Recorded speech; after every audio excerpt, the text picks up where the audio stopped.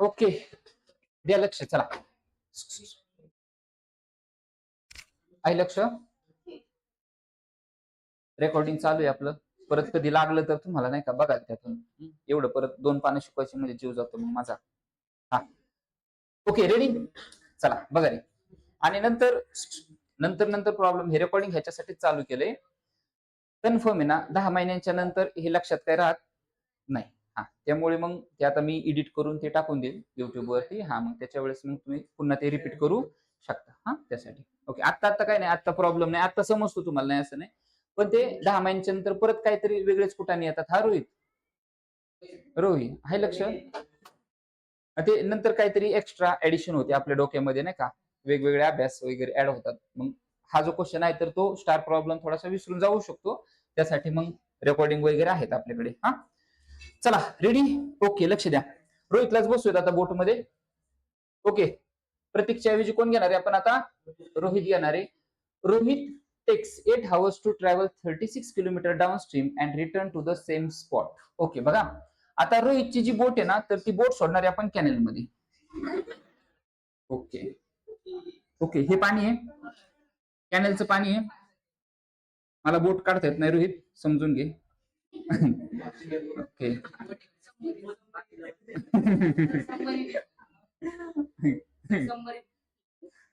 असू दे. हा,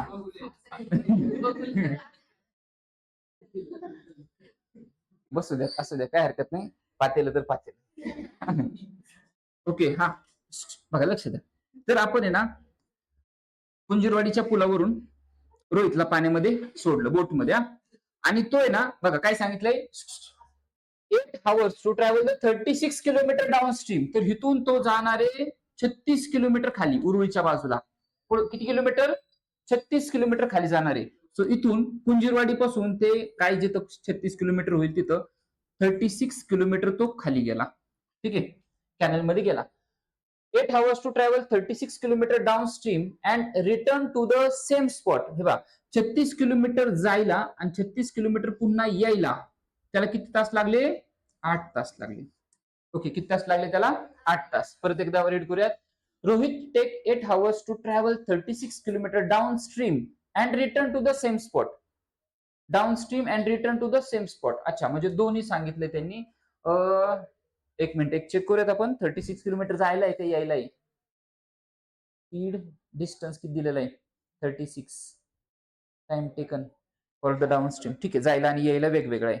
upstream 36 kilometre. Okay, so जायला 36 किलोमीटर, परत यायला 36 किलोमीटर, आणि जायला आणि यायला टोटल टायमिंग किती लागतोय त्याला?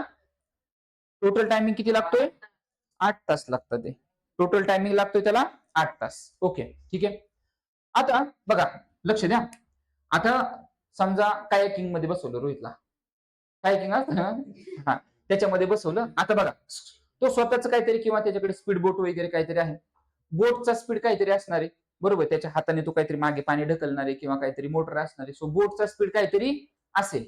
आणि ते काय बोलतात बघा, पुढे काय बोलतात, the speed of boat in a still water is 12 kilometre per hours. म्हणजे जर शांत पाणी असेल, तलावामध्ये जर त्या बोटला आपण सोडलं असतं तर त्या बोटचा स्पीड किती असला असता? 12 किलोमीटर पर आवर्स. म्हणजे एका तासाला ती 12 किलोमीटर जाते. एका तासाला ती 12 किलोमीटर जाते. कुठं? तलावामध्ये. कुठं? तलावामध्ये. पण मला सांगा, जर आपण कॅनेलमध्ये बोट सोडली तर स्पीड वाढेल का हे तोच राहील?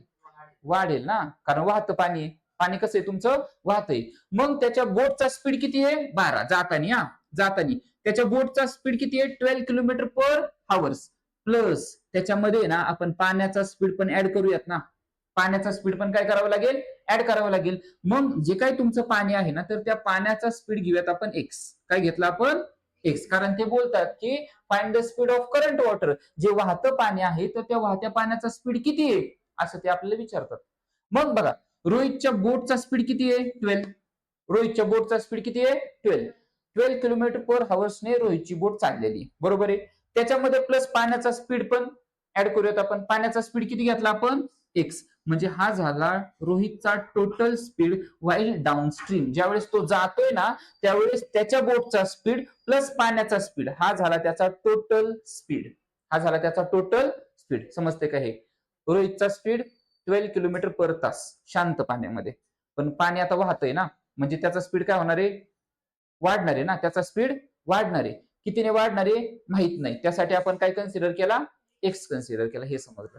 आता रोहित इथं 36 किलोमीटर वरती पोहोचला, आता त्याला पुन्हा माघारी यायचंय, पुन्हा काय करायचंय, माघारी यायचंय. आता आता पाणी तुमचं त्या बाजूला आहे आणि रोहित उलट्या दिशेने येतोय, रोहित उलट्या दिशेने येतोय. रोहितचं स्पीड किती आहे, 12 किलोमीटर पर तास, पण पाण्याचं स्पीड किती आहे, एक्स किलोमीटर पर तास. आता पाणी त्याला काय सपोर्ट करणारे का अपोज करणारे, अपोज करणारे. पाणी काय करणार, त्याला अपोज करणारे, म्हणजे पाण्याचा स्पीड आता मायनस करावा लागेल. येताना पाण्याचा स्पीड मायनस करावा लागेल. सो जातानाच रोहितचा स्पीड 12 आहे मान्य, पण येताना रिटर्न येताना पाण्याचा स्पीड काय करावा लागेल, आपल्याला मायनस करावं लागेल. ओके, ज्यावेळेस तो पुन्हा अपस्ट्रीमला येणार आहे, पुन्हा माघारी येणार आहे, त्यावेळेस त्याचा स्पीड कमी होणार आहे ना, त्याचा स्पीड काय होणार आहे, कमी होणार आहे.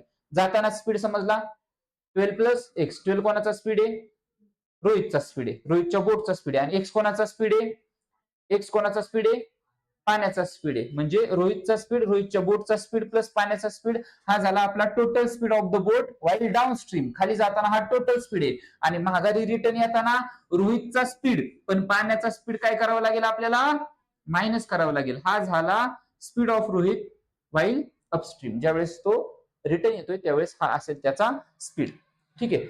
आता त्यांनी कंडिशन काय दिलेली बघा, की टोटल टायमिंग किती लागतोय आपल्याला, 8 तास. किती वेळ लागतोय, 8 तास. आता इथं आपल्याला स्पीड ऑफ करंट वॉटर सांगितलं होतं, तर ते कन्सिडर करून घेऊया, जे की आपण एक्स कन्सिडर केलेलं आहे. बघा, let speed of current water, वाहत्या पाण्याचा स्पीड, करंट वॉटर किंवा वॉटर करंट असं, speed of water current is equal to X kilometer per तास, X kilometer per hours. Okay. आता speed of boat while downstream. Okay, काय speed of बोट,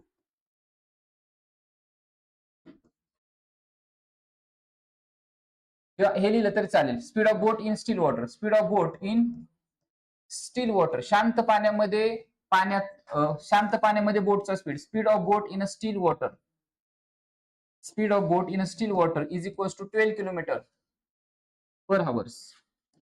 शांत पाण्यामध्ये बोटचा स्पीड किती आहे, 12 किलोमीटर पर तास. शांत पाण्यामध्ये बोट जाते तुमची 12 किलोमीटर एका तासाला.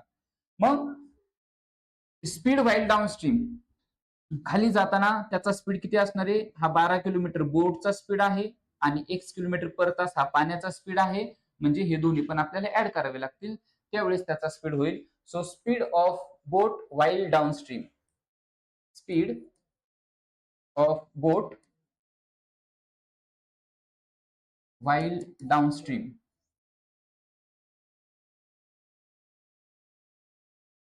इज इक्वल्स टू किती होणार तुमचा, 12 प्लस एक्स. डाऊन स्ट्रीम खाली जाताना 12 प्लस एक्स. आता upstream, speed of boat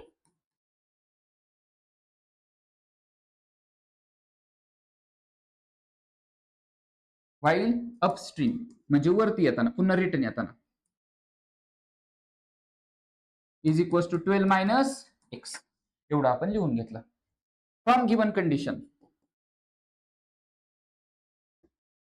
from given condition, दिलेल्या अटीनुसार काय, जायला आणि पुन्हा यायला, जायला आणि पुन्हा रिटर्न यायला किती वेळ लागतोय, 8 आवर्स लागतात. किती वेळ लागतोय, 8 तास लागतात. बघा, लक्ष द्या आता थोडस. मला सांगा, जाताना जो वेळ लागला तोच येताना वेळ लागेल का कमी जास्त होईल, कमी जास्त होईल. जाताना तो पटकन जाईल, कारण वाहतं पाणी आहे, बरोबर. येताना त्याला वेळ लागेल, जास्त वेळ लागेल त्याला. मग जाताना काहीतरी वेळ लागेल, त्याला आपण बोलूया T1, आणि येताना काहीतरी वेळ लागेल, त्याला आपण बोलूयात T2. पण टोटल टायमिंग किती लागतं, T1 प्लस T2, 8 आवर्स. बरोबर आहे. जाताना काहीतरी वेळ लागला T1, येताना काहीतरी वेळ लागला T2, पण टोटल टायमिंग आपल्याला त्यांनी दिलेला आहे, किती आहे त्याचा, 8 hours. So from the given condition, T1 plus T2 is equal to 8 hours. पण आता आपल्याकडे टायमिंग नाहीये, आपल्याकडे टायमिंग नाहीये. टायमिंग आपल्याला काढावं लागेल. आता याला बोलूयात आपण इक्वेशन नंबर 1. इथपर्यंत समजले का पहा, इथपर्यंत समजले का पहा. स्पीड ऑफ करंट वॉटर, वाहत्या पाण्याचा वेग किती घेतलाय आपण, एक्स. वाहतं पाणी त्याचा काहीतरी स्पीड असणार आहे ना, त्याचा काहीतरी वेग आहे आपल्या कॅनेल मधल्या, ठीक आहे, त्याचा काहीतरी स्पीड आहे किंवा नदीचा काहीतरी वेग असणार आहे. त्यानंतर speed of still water, speed of boat in a still water, बोटचा हे काय, speed of boat, speed of boat in a still water, शांत पाण्यामध्ये बोटचा स्पीड किती आहे, 12 किलोमीटर पर तास. मग ज्यावेळेस रोहितला पाण्यामध्ये सोडलं तर त्यावेळेस त्याचा स्पीड किती झालेला आहे, मग रोहितचा स्पीड 12 आणि पाण्याचा स्पीड त्याच्यामध्ये ऍड केला म्हणजे 12 अधिक एक्स. आणि ज्यावेळेस तो रिटर्न येणार आहे त्यावेळेस रोहितचा स्पीड 12च आहे, पण त्याच्यामधून पाण्याचा स्पीड मायनस करावा लागेल, त्यामुळे 12 minus x. Okay. From given condition ते बोलतात की रोहितला जायला आणि पुन्हा जागेवरती यायला किती तास लागतात, 8 तास लागतात. जायला काहीतरी वेळ लागला, यायला काहीतरी वेळ लागला, दोघांचा टायमिंग आहे 8 तास. मग आता आहे ना आपल्याला टायमिंग काढायचं, काय काढायचं आपल्याला, time. So time required for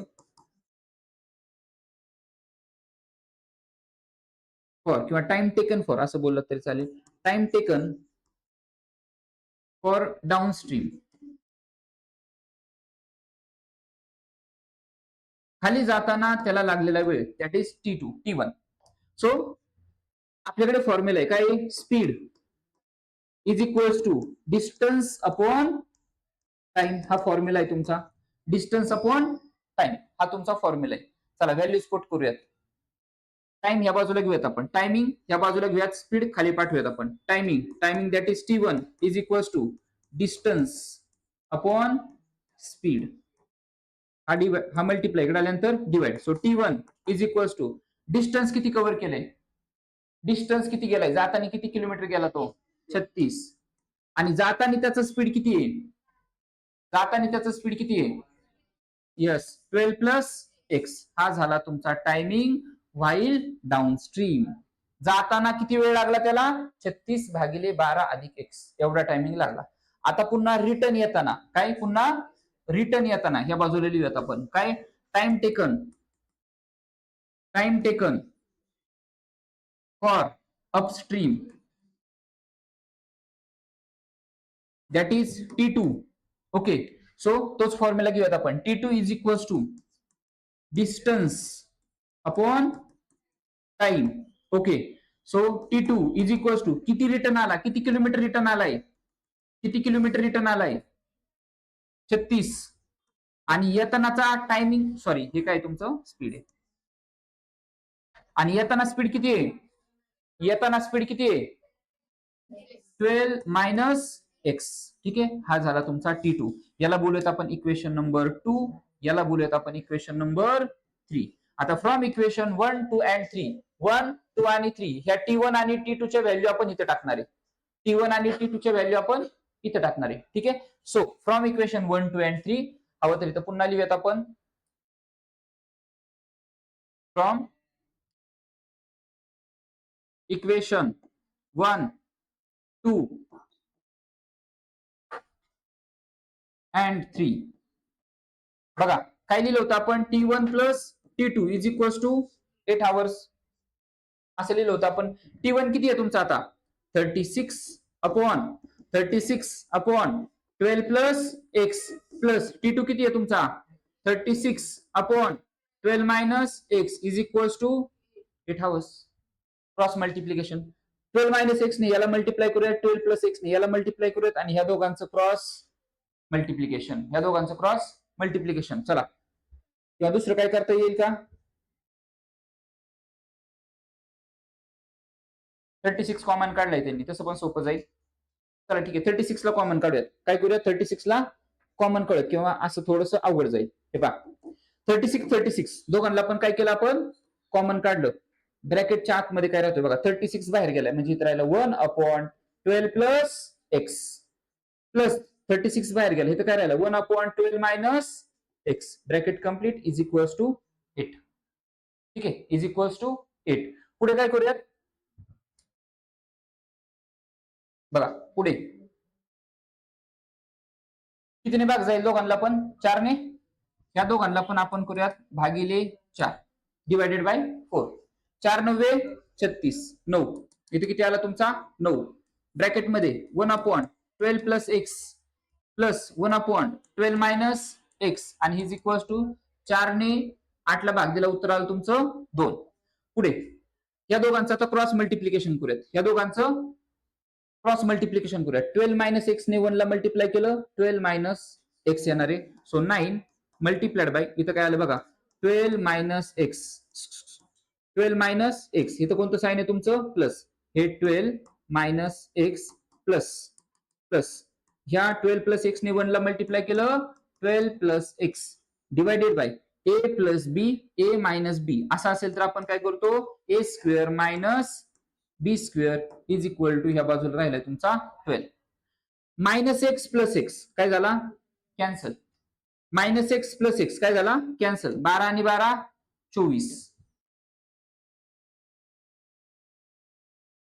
so 9 multiplied by 24 upon 12 चा स्क्वेअर डायरेक्ट करूयात का 144 मायनस एक्स चा स्क्वेअर इज इक्वल्स टू 2 हा डिवाइड आहे तिकडे गेल्यानंतर मल्टिप्लायला जाईल 24 गुणिले 9 9 चौक 36 6 हातचे आले 3 9 दुने 18 19 20 21 216 बरोबर 2 कंसामध्ये 144 वजा x चा वर्ग पुढे 216 बरोबर 2 ने 144 ला गुणुयात 4 दुने 8 4 दुने 8 बे कबे वजा 2x चा वर्ग पुढे सर्वांना या बाजूला आणूयात 2x स्क्वेअर